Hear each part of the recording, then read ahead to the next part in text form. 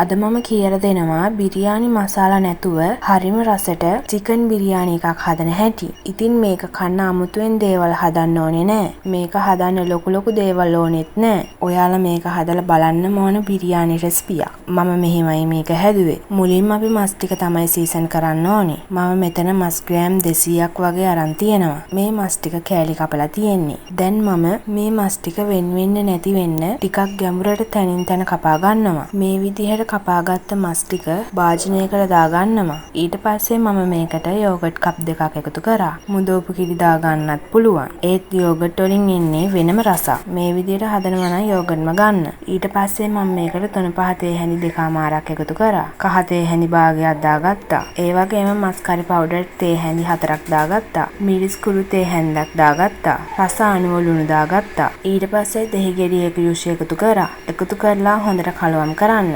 ඔයාලාගේ රස අනුව මේ කුළු බඩු ප්‍රමාණය වෙනස් කරන්න පුළුවන්. දැන් මේක පැය 4ක් විතර සීසන් වෙන්න තියන්න.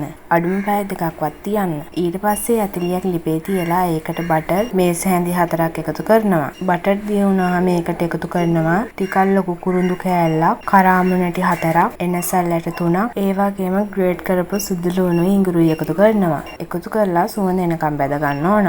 ගොඩක් කර ගන්න යන්න එපා. ඊට පස්සේ එකතු කරනවා චොප් කරපු අම මිරිස් කඩලා, බීලුණු ගෙඩිය කමාරා, රම්පා කෑල්ලක්, හීනියට කපාගත් කරපිංචා ටික. දැන් මේ ටික බාගෙට බැද ගන්න ඕන. රන්වන් පාට වෙනකම් බදින්න යන්න එපා. ඊට පස්සේ එකතු කරනවා කලින් සීසන් කරුව මස් ටික. එකතු කරලා හොඳට කලවම් කරන්න. මම මේක හදන්න කලින් හාල් ග්‍රෑම් 250ක් හොඳට හොදලා පැයක් විතර පෙඟෙන්න තියාගත්තා. ඉතින් හාල් පෙඟෙන්න තියෙන විදිහ මම පෙන්නන්න යන්නේ නැහැ. හැමෝම දන්න නිසා. හාල් පැයක් විතර අනිවාර්යෙන් පෙඟෙන්න තියන්න.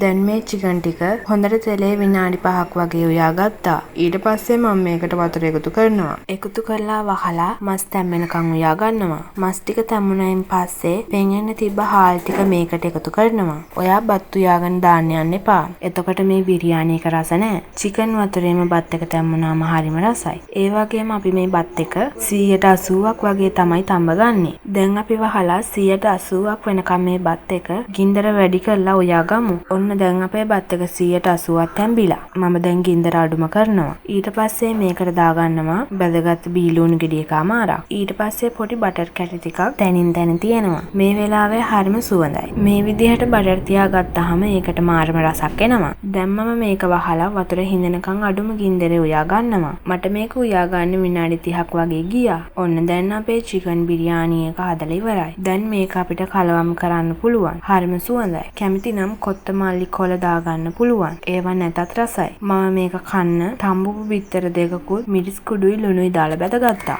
එහෙනම් චිකන් බිරියානි එක බෙදාගමු අපි. බලන්නකෝ ඒකේ පාට බිරියානි මසාලා ඕනෙම නැහැ. මේ විදිහට චිකන් බිරියානි හදපුවම මේක කන්න වෙන දේවල් ඕනෙත් නැහැ. මම නම් මේක නිතරම වගේ හදනවා. මස් උනත් බෙරි වෙන්නම හොඳට තැම්බිලා. මස් කෑල්ලයි බිත්තර කෑල්ලයි දාලා හොඳට අනංකද්දි නියමයි. එහෙනම් මම කියව විදිහටම ඔයාලත් චිකන් බිරියානි හදලා බලන්න. මේ විදිහටම හැදුවොත් මේ රසටම ගන්න පුළුවන්. එහෙනම් මම ගිහින් එන්නම්.